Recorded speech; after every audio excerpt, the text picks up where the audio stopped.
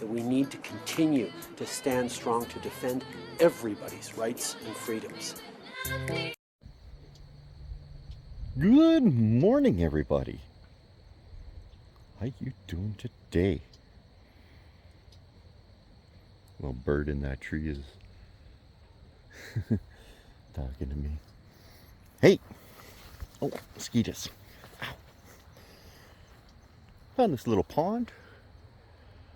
Isn't it beautiful? Yeah. Thought I'd take a little walk around here. So, I have two topics today that I'd like to talk about. And I couldn't make up my mind which one to do. And I've decided I'm going to do both. I'm going to try and blend them together. All right. So, topic number one. Clean your shit. No, that's not it. But yeah, that's a little rude. Anyway, that's been there a while, obviously. Anyway, I'm off track here. Topic number one. You know, throughout the last couple of years, actually, no. Since 2015, Canada, I've actually figured it out. Canada is in a really, really difficult mental health issue that I need someone like Jordan Peterson to help us figure out how to get out of it. And I don't think anybody's really looked at it in the way I'm about to describe. Okay. Trudeau took office under the guise of, populism or whatever,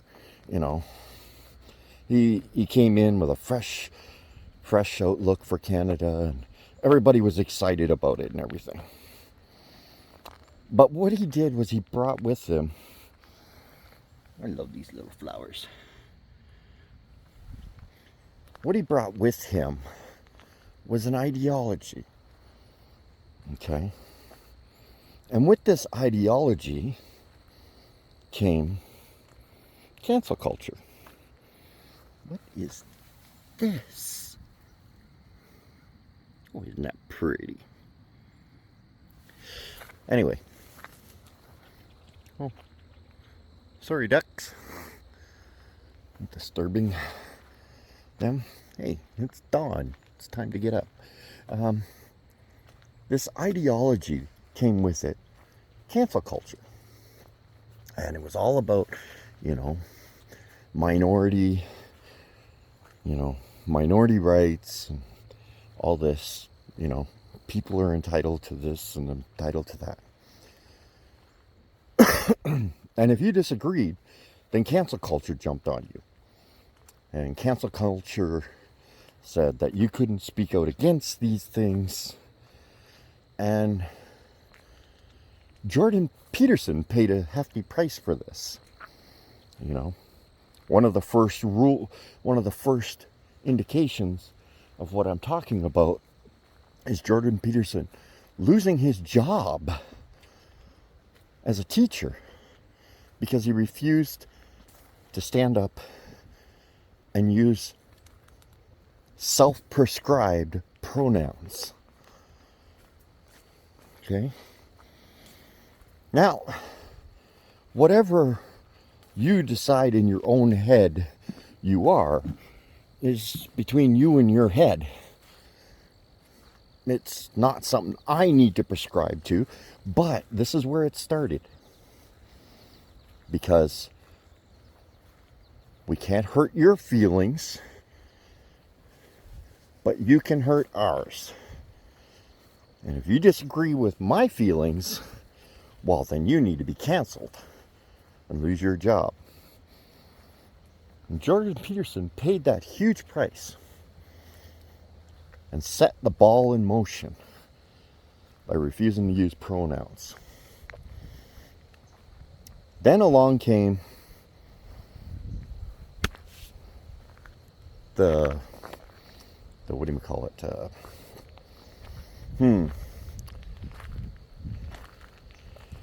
Our period of 2 years that we just escaped from, thanks to the convoy. That's what we're going to call it.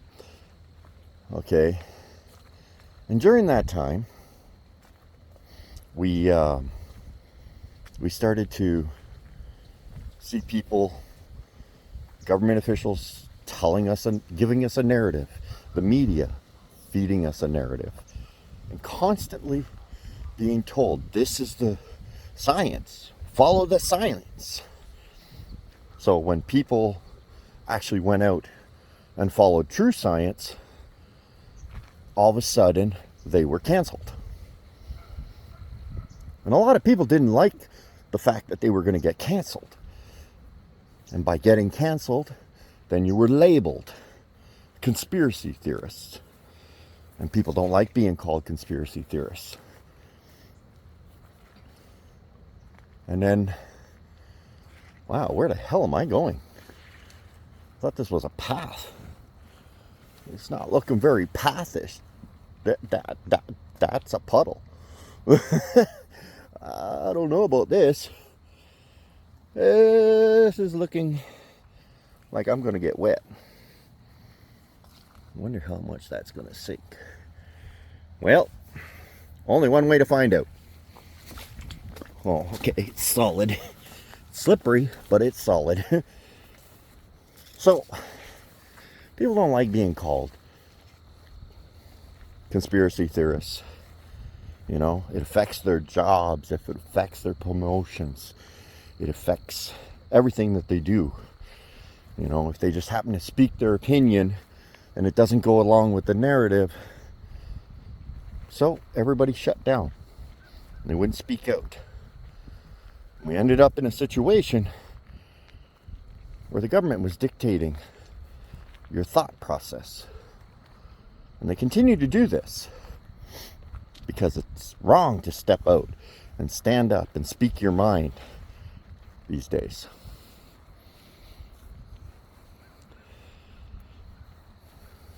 You look at the life jackets.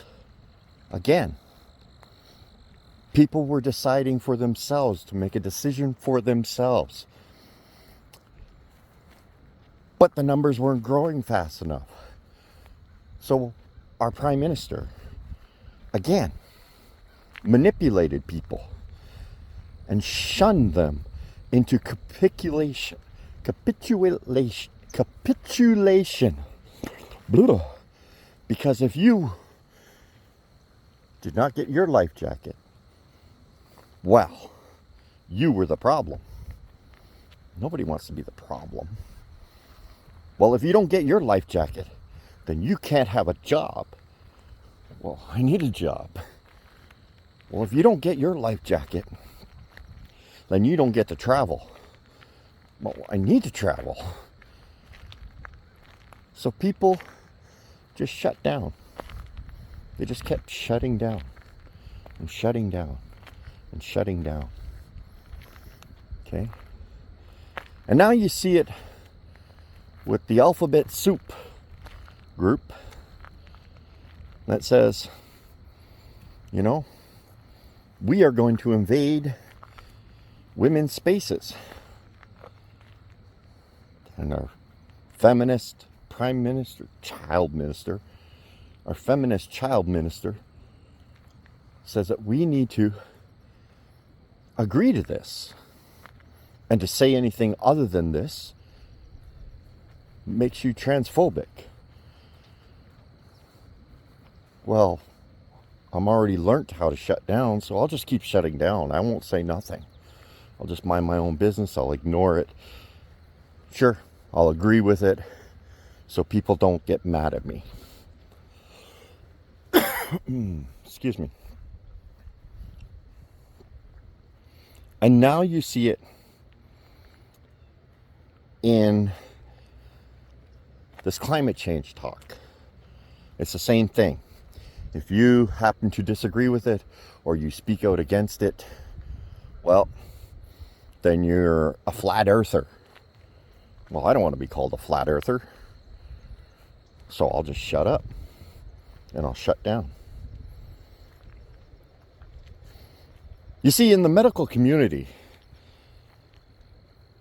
there's actually a disease. Well, it's not really a disease, but there is a what's the word? A condition that all these things tied together have create the same situation.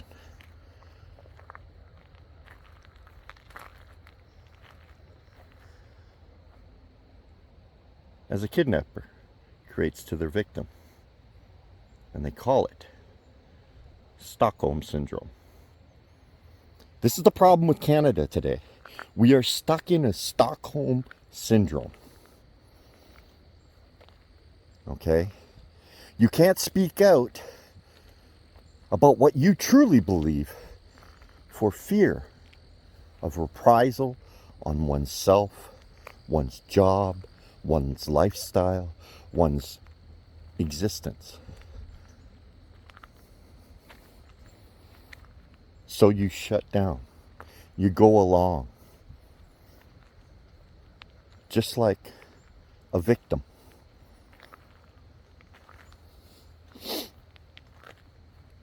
So Canada is in a mass Stockholm Syndrome. But the thing is, we are being taxed to death. And we are agreeing and capitulating to these taxes. And this inflation brought on by this government's actions. And we are okay with it because of this Stockholm Syndrome. We are not allowed to question it. We are not allowed to debate it. We're not allowed to bring up other facts because we're following the science. The government knows best.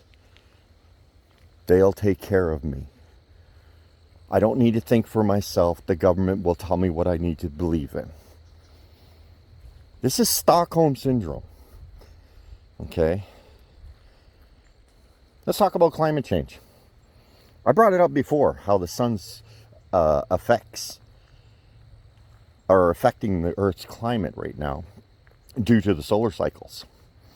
Okay? Ask yourself, why is 2030 the date that they picked? And 2050? Why not 2040? Why not 2025? Why not 2020? I'll tell you why. Because 2030 is the end of the solar maximus, the solar cycle that we're in right now. Okay. And 2050 is partway through, is at the end of the next bad solar cycle. So you know they're not going to do anything between 2030 and 2040. But towards the end, near 2050, when the weather is bad, they'll be, oh, well, you know, this climate change. Well, it's not. You see, the sun's effect on the planets is pretty profound. Even the slightest little tiny adjustment of the sun by 0.1% says that it can make a massive difference on the Earth. This comes from a NASA report in 2013. Although, if you listen to the climate specialists now, they all claim, NASA says, the solar cycle is not affecting climate change. But it does. It affects a planet more than 1 billion miles away. The planet of Neptune. Planet Neptune is being affected right now by the solar cycle we're in. You see, the Hubble telescope has been taking pictures of Neptune on a regular basis since the 1990s.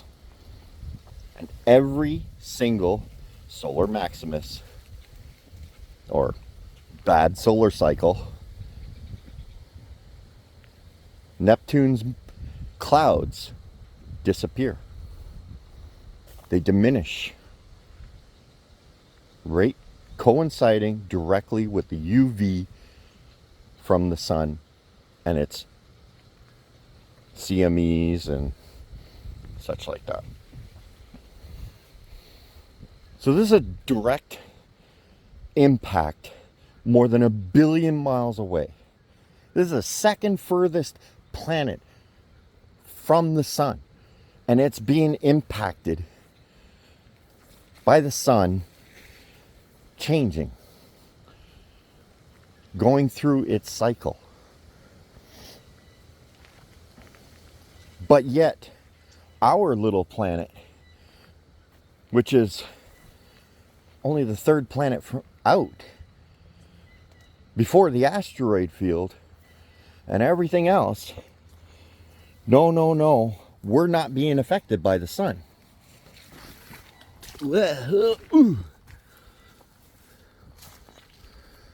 Climate change is human activity.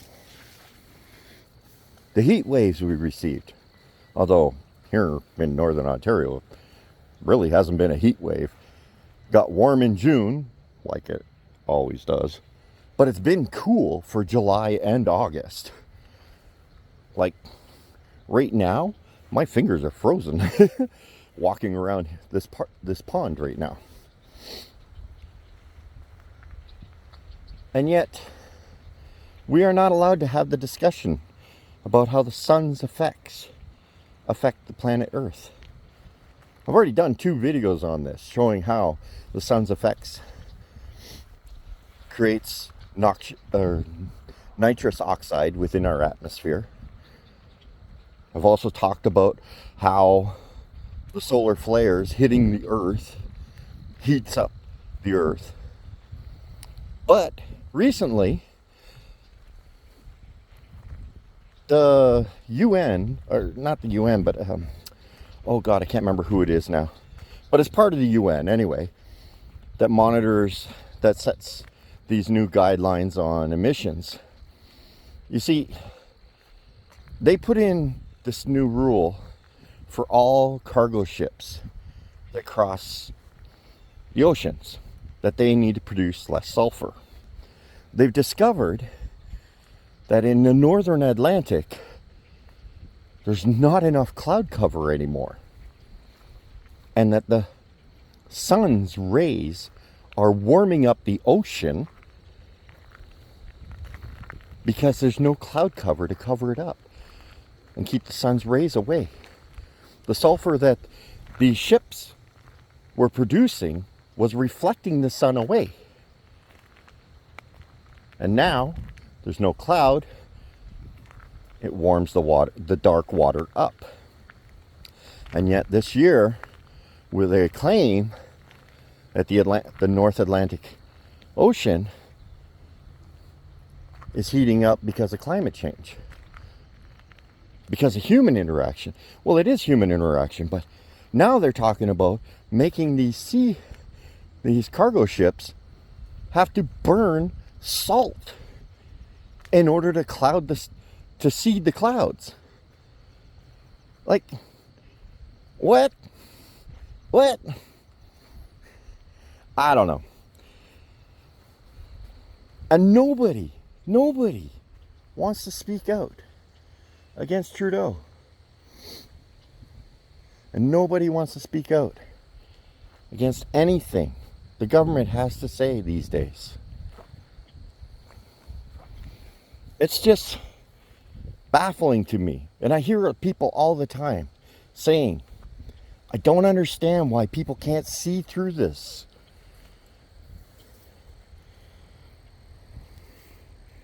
Well, I think I finally figured it out. And we'll need someone like Jordan Peterson to help us figure out how to stop it. It's a Stockholm syndrome.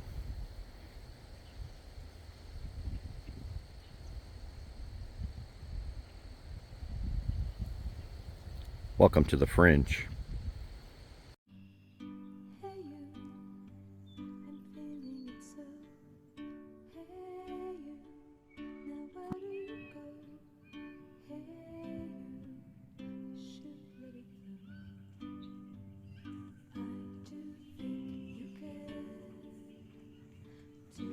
Welcome to the Fringe.